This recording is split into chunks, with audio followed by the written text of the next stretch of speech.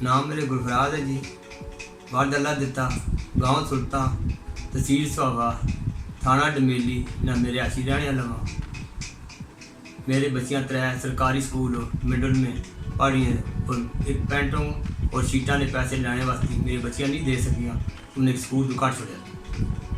उन्हें आख्या भी तेरे बाप के भी लानत पाने निकल जाओ, तेरा बाप भी भुखा तो ही भुखी हो, तो तुम्हें सिर्फ एक रेड शेड ने बना के देसा ताकि किसी स्कूल दाखिल ना हो सको। उन्हें आख्या मेरी हुणी हुकूमत है, मेरी अगली हुकूमत सी, मेहरबानी करके मेरे बच्चों का तहफ़ुज़ करो। मैं डिप्टी DO की दरखास्त दी है, सवाल है डिप्टी DO अगर आए ना तो उन्हें भी कहे ना कोई अमल नहीं किया। डिप्टी DO की दरखास्त दी है मैं, उन्हें बल्कि मेरी बेइज्जती करके मैंने उन्हें आख्या भी मैडम की जो भी जाए इसे नहीं शरारत वो अगर सब टेक मेरे तैयार किए इसने। डिप्टी DO नहीं आख्या सब टेक क्यों तैयार किए।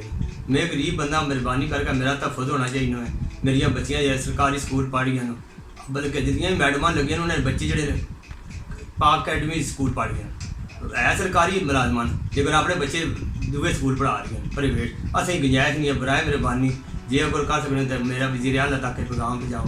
मेहरबानी करके मेरी बच्चियों का तहफ़ुज़ होना चाहिए मैं, और मेहरबानी करके मेरी बच्चे इसे ही पढ़ सकते नहीं तो मैं अपने बच्चे ठाल छोड़ना ये तुम्हारे करे कर से जे अगर कर सकते तो बड़ी मेहरबानी।